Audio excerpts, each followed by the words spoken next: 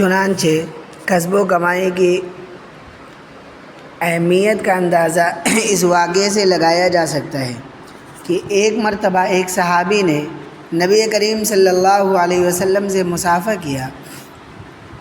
ان صحابی کی ہتھیلی میں کام کرنے کی وجہ سے کچھ نشانات اور کھردرا پن آ گیا تھا۔ آپ نے دریافت فرمایا، یہ داغ اور نشانات کیسے ہیں؟ عرض کیا، اے اللہ کے رسول، میں نال بندی کا کام کرتا ہوں اور اس سے اپنے بچوں کا پیٹ پالتا ہوں۔ نبی کریم صلی اللہ علیہ وسلم نے ان صحابی کے ہاتھوں کو چوم لیا اور یہ فرمایا،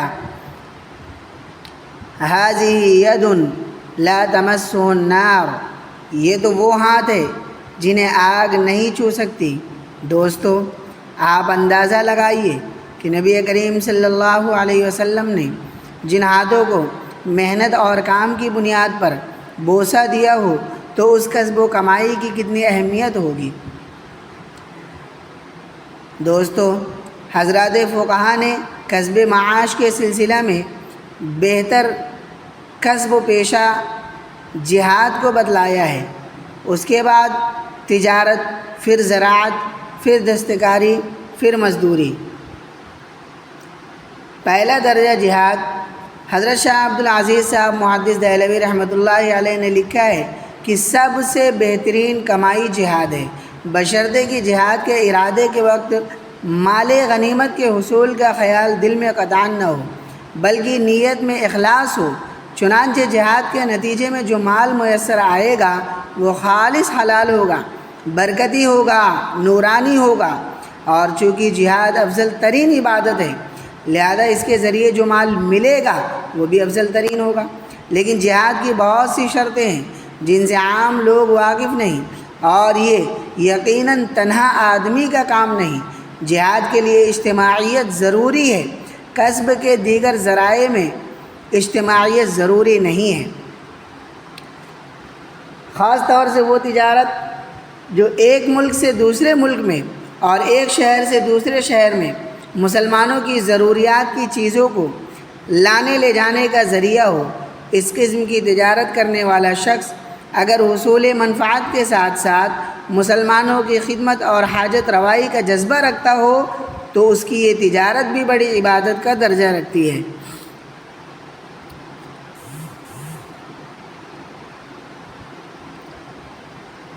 زراعت کا پیشہ بھی دنیاوی منفعت کے علاوہ اجر و ثواب کا بڑا ذریعہ بن جاتا ہے، جبکہ اس میں مخلوق خدا یعنی انسان اور جانوروں کی غذائیں ضروریات کی فراہمی پیش نظر ہو۔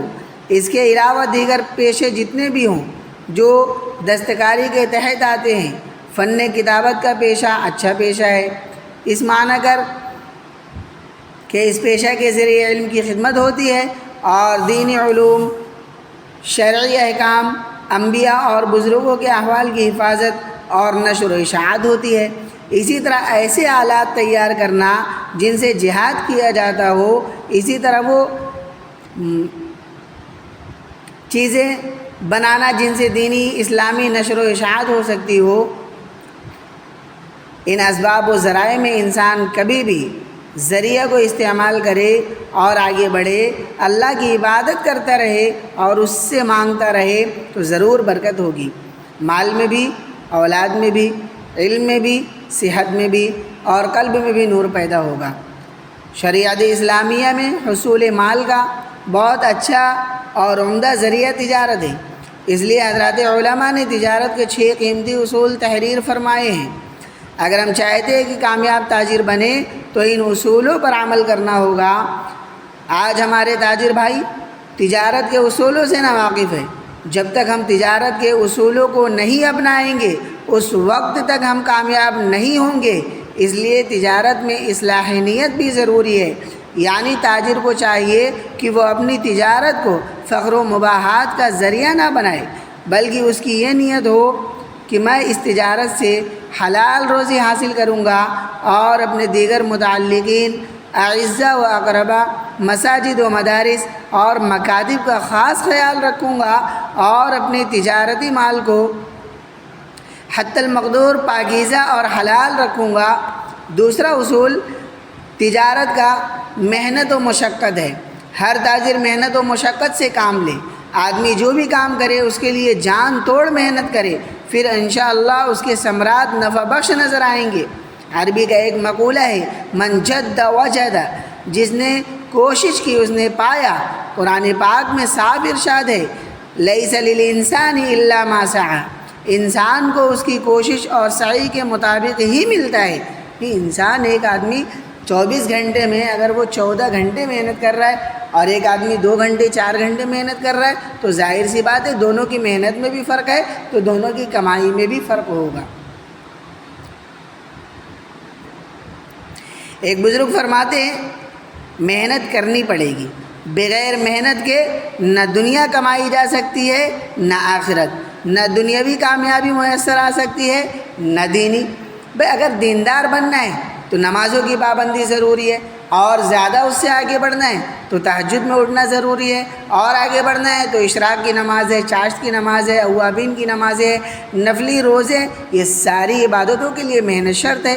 اور اگر دنیا میں آگے بڑھنا ہے تو آپ اپنے وقت کو بچانا پڑے گا، آپ کو اپنے وقت کا صحیح استعمال کرنا پڑے گا، اور کچھ ایسے وقت کو استعمال کرنا ایسے کام کے لیے ہوگا جس میں ہم کچھ کما سکیں، پھر آپ بڑے بن سکتے ہیں، دنیا کما سکتے ہیں۔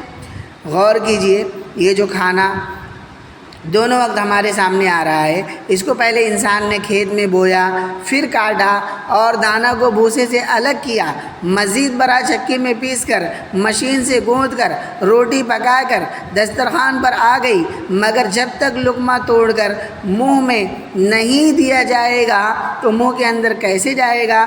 اور اگر اس نے لقمہ منہ میں دے بھی دیا لیکن منہ کو نہیں چلایا، دانتوں سے نہیں چبایا، یعنی کچھ بھی محنت نہیں کی، تو معدہ میں کیسے چلا جائے گا؟